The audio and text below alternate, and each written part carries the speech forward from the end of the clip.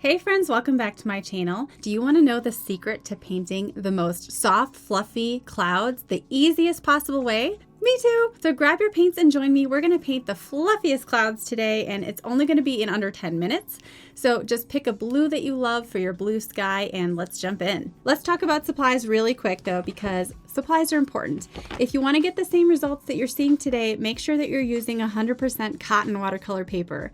The paper is the most important supply you can have. The paper I'm using today is Fabriano Artistico 140 pound cotton cold pressed paper.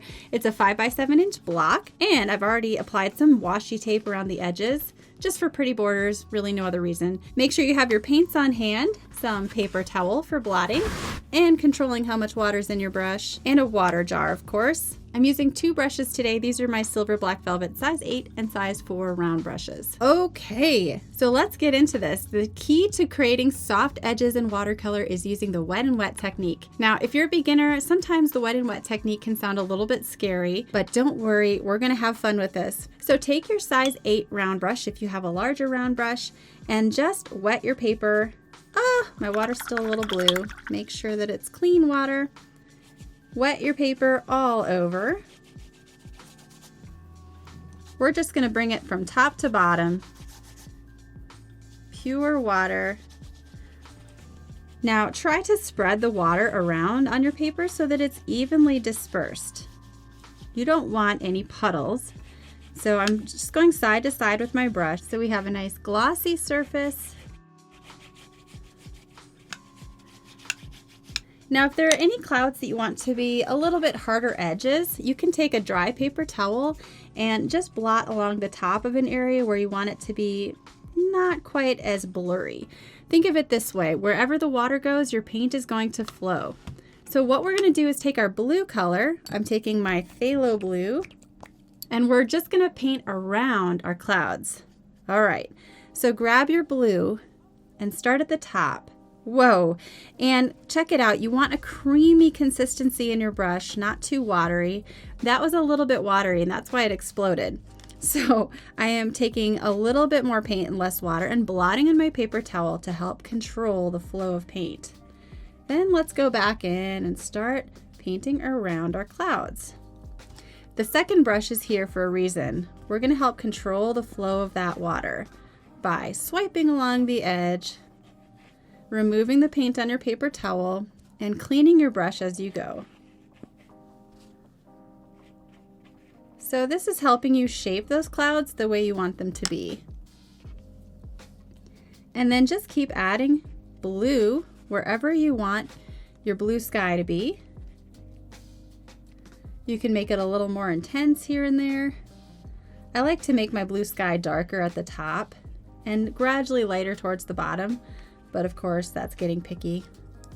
Then take your second brush again and continue to form the bottoms and tops of your clouds by softening along those edges. You're just swiping along them to help soften your clouds. And here, where we dried the paper a little bit, you get a slightly harder edge. So just keep going with your blue and paint around your cloud. You could even draw the shape really quickly like this and then fill it in underneath a little faster. This has already dried quite a bit. It's crazy how fast that dries. So I'm going to remove most of the paint and then just swipe along there, filling that in. This looks like a flying bunny. Wasn't the shape I was actually going for really, but I'm not mad about it. All right, now if you want to add a shadow tone to your cloud, all you need to do is take a darker color. I'm going to take indigo, swirl it around on your palette first, and then just drop that in at the bottom of your cloud in a little bit of a blotting motion. And you want to make sure that your paper's still wet for this so that it softens.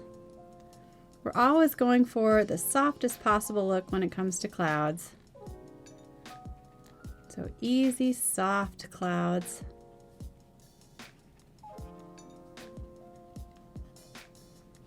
And then with that color, notice how I'm continually drying my brush a little bit and removing some of the paint.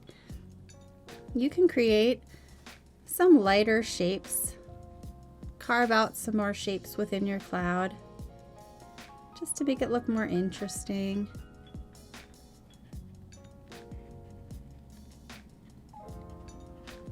My floating spaceship bunny cloud starting to look more three-dimensional.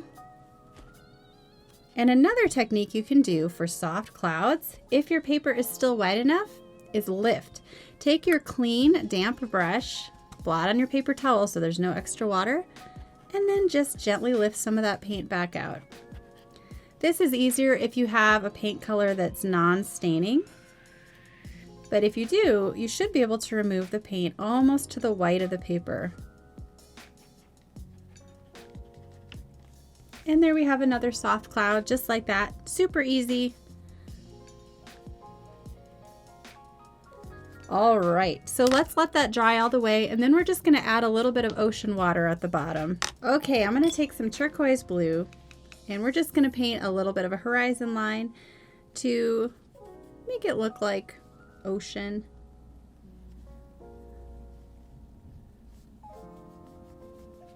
So try to paint a straight line right at the bottom, and then remove some of the paint so it's a little lighter. And you can make it kind of streaky so it looks like water. Awesome! Let's remove the tape and see how it looks. Yeah, so as you can see, it didn't take us a whole lot of time. It was about 10 minutes and we painted these beautiful puffy clouds. You can make these any shape you want. The key here is to control how much water is in your brush. As you saw, there was an explosion when we had too much water in there. And so having a second brush on hand to help control that flow is really helpful. But this just takes practice. Try one of these every single day and I guarantee you're gonna get a lot more comfortable with painting with wet and wet.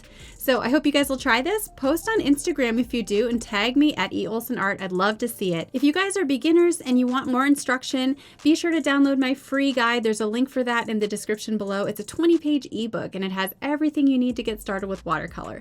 Thanks for watching today and I'll see you again soon.